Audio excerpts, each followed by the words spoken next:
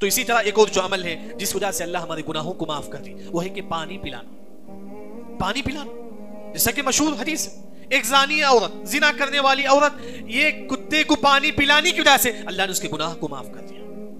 अल्लाह ने उसके गुनाह को माफ कर दिया। पानी पिलाने की वजह से अल्लाह ने उसके गुनाह को माफ कर दिया। आज हम में से कितने लोग ही ये पानी का सदका हमने किया है।